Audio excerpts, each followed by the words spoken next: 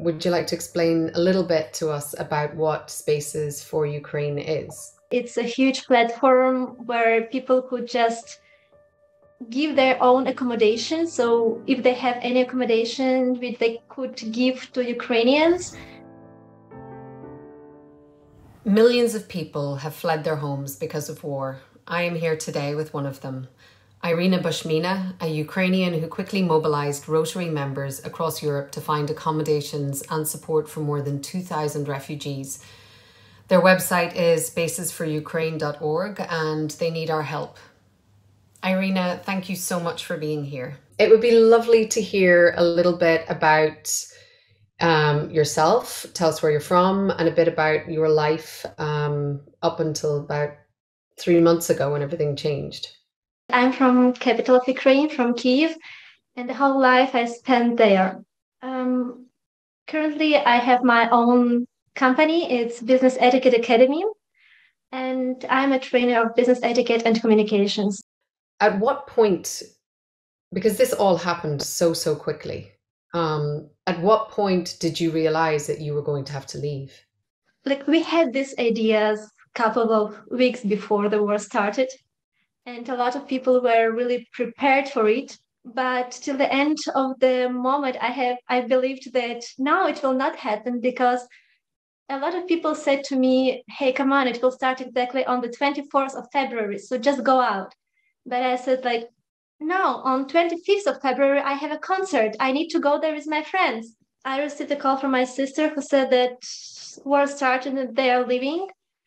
Actually, I was really happy that I received the call, because a couple of weeks ago, I said to my sister, you have a car, so if you will go out from Kyiv, please just don't forget to take me. So that's why I was really happy that she didn't forget. So you got that call at 5 a.m. What happened then? My father spent 1 hour to bring me to my sister with small suitcase. Then we sat in the car with my sister, her husband, my 3 months old nephew, and a cat in the car. We never went to the main road, because we knew that in the main road there are so many cars that you wouldn't just go out. It was difficult because child was crying, cat was screaming, of course, and my first online call via Zoom, where I had been saying what is happening in Ukraine, it was extremely strange feeling. And of course, during this call, everyone was screaming in the car, a cat and a child. Did you know that the first people you were going to contact was your Rotary member community?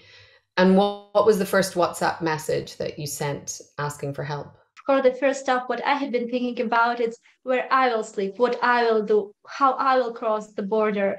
And I thought, like, yes, right now, if when I will cross the border, I will go to one member of Rotary International Movement. I will go to special place, and that friends are waiting for me.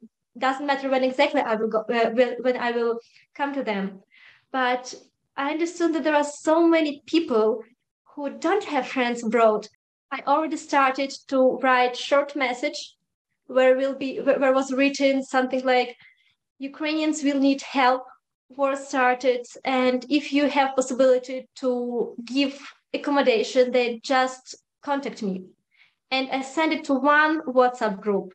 In next 15 minutes, 4 WhatsApp groups appeared, help for Ukraine, because in one group it was impossible to put all the people who wanted to help.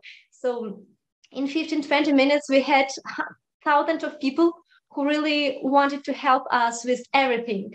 Would you like to explain a little bit to us about what Spaces for Ukraine is? I wrote to the president of Rotaract Europe, Rotary International Movement, and I asked to create Google form that people could write everything there already. Now it's a huge platform where people could just give their own accommodation. So if they have any accommodation which they could give to Ukrainians, then they're going to the platform and writing it. Or if there are any Ukrainians who needs who need to stay anywhere.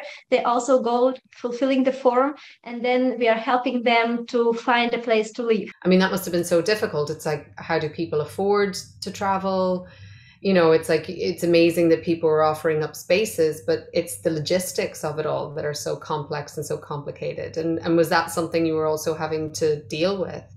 Yes, in the Google form was one from the points. It's where you are now, where you want to have accommodation, and if you need help with transportation. So what can people do and what is needed right now? You can give accommodation. You can help with transportation. You can help with just give job, what is really, really important. And it doesn't matter if you are here locally, like for example, if person is situated in California or anywhere else, and he has possibility to give a job, online job to anyone, it would be really, really great. They need also psychological support. So, or from any specialist, or even from you, like a person who will listen to them. And any Rotary Club, you can also donate. Then you can be sure that it will go exactly there where people will need their help.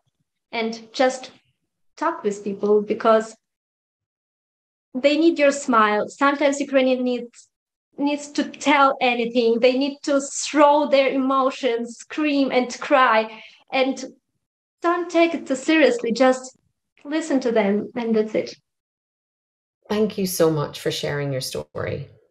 It's, I think, so important that everybody hears it. Is there anything else that you would like people to know or that you would like to say? My friends and my family in Ukraine, they're not safe.